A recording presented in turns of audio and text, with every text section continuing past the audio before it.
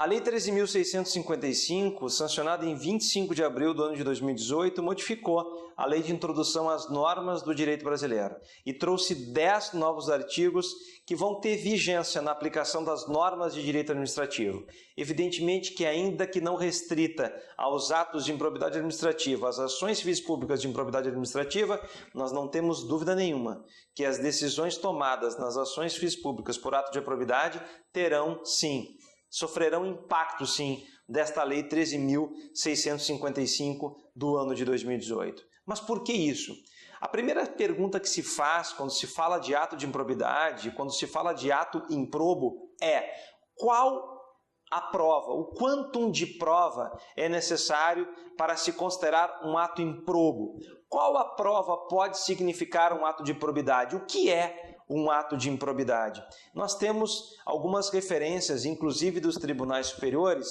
que vão perpassar os vários modelos de constatação da prova, seja para ações indenizatórias, seja para ações penais, seja para ações administrativas, e nós não temos uma unanimidade de qual o modelo, qual o padrão de decisão, qual o grau de profundidade de uma decisão judicial é exigida para o julgamento das ações de improbidade administrativa. Mas o que nós podemos dizer é que nós temos alguns parâmetros importantes e, por esses parâmetros importantes, passamos por uma decisão do Superior Tribunal de Justiça, lá do ministro Teori Zavascki, que vai equiparar as ações de improbidade administrativa, o julgamento do ato improbo, ao julgamento das ações criminais, inclusive sob o ponto de vista da presunção de inocência. É nessa linha que entra a Lei 13.655 do ano de 2018, quando ela modifica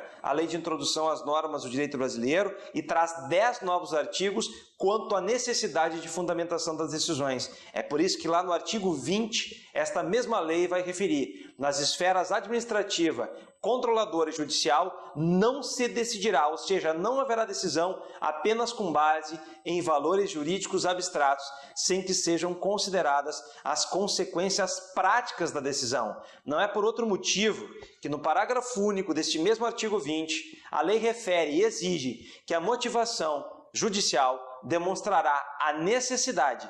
e a adequação da medida imposta, ou seja, inclusive do ponto de vista das possíveis outras alternativas que existirem a esta mesma decisão.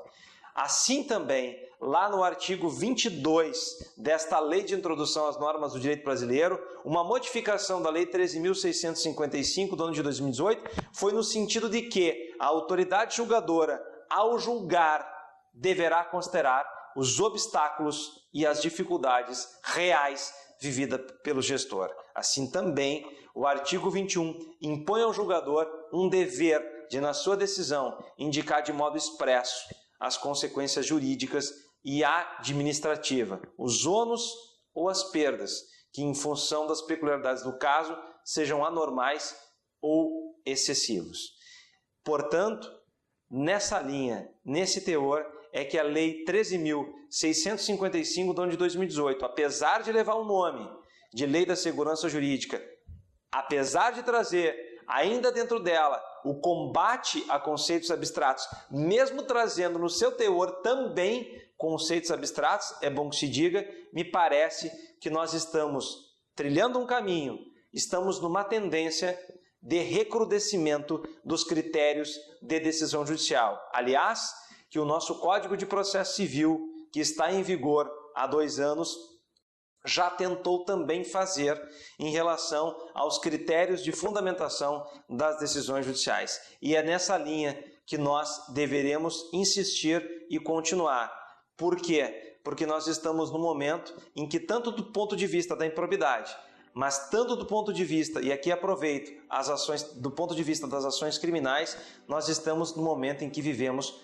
um momento de economia das decisões judiciais. Nada mais correto que esta Lei 13.655 do ano de 2018 tentar aumentar os critérios, tentar aumentar a segurança jurídica em relação às decisões judiciais. E aqui, no nosso foco, principalmente em relação às ações de improbidade, que nós sabemos trazem sanções bastante profundas em relação à vida do gestor público.